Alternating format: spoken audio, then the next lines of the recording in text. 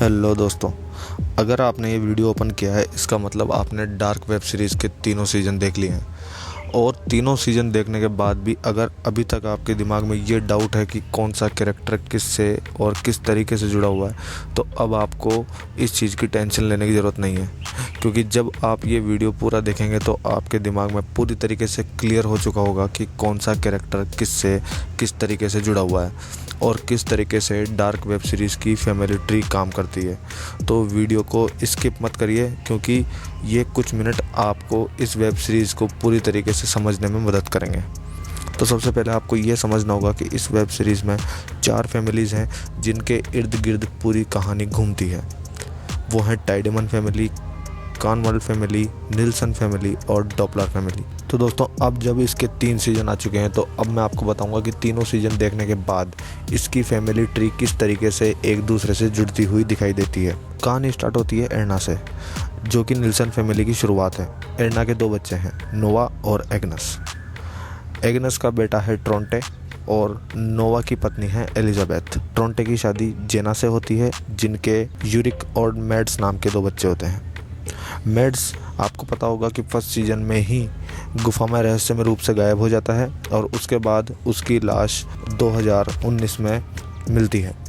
Uric की शादी Katharina से होती है, जिनके 3 बच्चे होते हैं, मिकेल, मार्था और मैग्नस। ये मिकेल टाइम ट्रेवल करके पीछे चला जाता है और ये मिलता है इनेस को, जो कि कॉनवाल्ड फैमिली से बिलोंग करती थी, जिसका मेंबर था डेनियल। डेनियल की बेटी थी इनेस, जिसे मिलता है मिकेल और वो मिकेल को पालती है और उसका नाम माइकल कर देती है। और इसी माइकल की शादी हैना से होती है और इन दोनों के एक बेटा होता है जिसका नाम है जोनस। अगली जो फैमिली है वो है टाइडेमन फैमिली। टाइडेमन फैमिली का जो बेस है वो है इगोन और डोरिस। इगोन और डोरिस की एक बेटी है जिसका नाम है क्लाउडिया और इस ही क्लाउडिया के एक बेटी है जिसका नाम है रेजिना। रेजिना की शादी अलेक्जेंडर से होती है और उनके एक बेटा पैदा होता है, बारतोश। आते हैं हम डॉपलर फैमिली पर। डॉपलर फैमिली की शुरुआत होती है बर्न और ग्रेटा से। बर्न और ग्रेटा के एक बेटा है जिसका नाम है हेल्गे। हेल्गे के पीटर नाम का एक बेटा होता है जिसकी शादी होती है शार्लेट से। शार्लेट, जिसे कि टेनोस की बेटी बताया गया है, और पीटर और शार्लेट की शादी होने के बाद में उनके 2 बेटियां होती है, जिसमें से एक है फ्रांसिस्का और दूसरी है एलिजाबेथ। वहीं पीटर को रिलेट किया गया था बेनी से और वोलर से।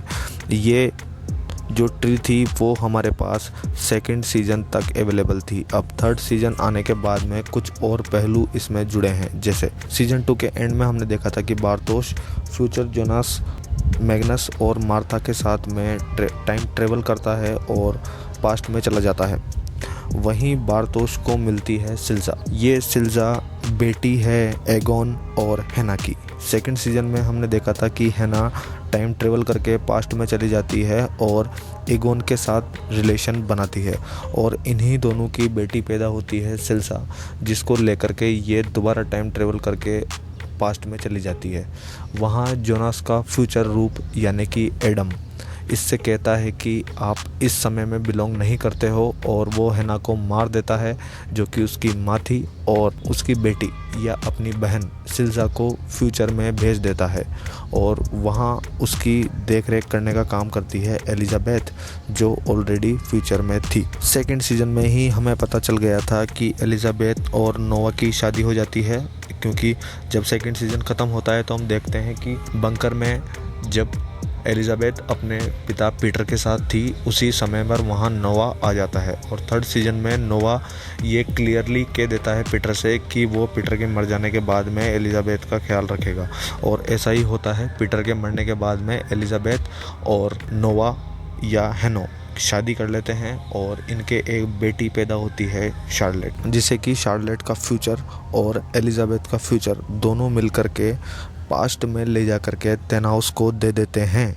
जिसकी बेटी और बेटा एक कार एक्सीडेंट में उसी दिन मरे थे। और यहीं से शार्लेट को पालने का काम करता है तेनाउस वॉच मेकर। कहानी का ट्विस्ट यहीं ख़त्म नहीं होता है दोस्तों। एगोन और हैना की बेटी सिल्सा से शादी कर लेता है बारतोश, और बारतोश और सिल्सा के 2 बच्चे होते हैं, जिसमें से एक का नाम होता है हेनो और दूसरी का नाम होता है एग्नस। तो अगर ढंग से देखा जाए तो ये पूरी फैमिली ट्री जो है वो बारतोश से स्टार्ट हुई है। बारतोश और सिल्सा के दोनों बच्चे नोवा और एग्नस को जन्म देते वक्त सिल्सा मर जाती है और बारतोश दोनों बच्चों को एरना को संभला देता है, जहाँ से इनकी फैमिली ट्री स्टार्ट होती है। और अगर ढंग से समझा जाए दोस्तों तो बारतोश का जो पिता है अलेक्जेंडर, जिसकी उपस्थिति अभी तक रहस्यमय है कि वो कहाँ से आया है, और यही इस कहानी को इंटरेस्टिंग बनाती है। अगर ढंग से समझा जाए तो अलेक्जेंडर वो रूट है जहाँ से ये पूरी फैमिली ट्री स्टार्ट हुई है। जी हाँ दोस्तों, वो अगर देखा जाए तो जोनास यानी कि एडम का भी ग्रैंडफादर है। वहीं दोस्तों जहाँ सेकंड सीजन तक थैनोस एक रहस्यमय कैरेक्टर था जिसकी उपस्थिति नहीं बताई गई थी, थर्ड सीजन में क्लियर किया गया है कि वो गुस्ताव का बेटा था और हेनरिक का पोता था। गुस्ताव और हेनरिक भी दोनों साइंटिस्ट थे जो कि टाइम ट्रेवल मशीन पर वर्क कर रहे थे, और इसी काम को आगे बढ़ाता है थैनोस। और थैनोस इस टाइम मशीन को बनाने में कामयाब हो जाता है, और जब वो ये टाइम मशीन बनाता है उसी समय एक नॉट क्रिएट हो जाता है जहाँ से वर्ल्ड डिवाइड हो जाता है, जोनास के वर्ल्ड में और मार्था के वर्ल्ड में। तो अब यहाँ पर 3 तरह की दुनिया बन जाती है। एक है ओरिजिनल वर्ल्ड, दूसरा है जोनास का वर्ल्ड या एडम का वर्ल्ड, और तीसरा है मार्था का वर्ल्ड या ईवा का वर्ल्ड। जी हाँ दोस्तों, यही जोनास और मार्था बाद में जाकर के एडम और ईव बन जाते हैं। ये एडम और ईव जो कि बाइबल के प्रमुख कैरेक्टर हैं, और यही एडम और ईव अपने हिसाब से अपनी दुनिया चलाते हैं जो कि सिक मुंडोस या फिर टाइम ट्रेवलर के नाम से जाने जाते हैं। तो दोस्तों जहाँ सेकंड सीजन में कई सारे सवाल हमारे दिमाग में थे, थर्ड सीजन में उनके सबके जवाब लगभग हमें मिले हैं। हालांकि कुछ सवाल अभी तक भी अनछुए हैं जिनको मैं अगले वीडियो में आपके सामने लाऊंगा। उम्मीद करता हूं कि ये फैमिली ट्री आपको समझ में आया होगा।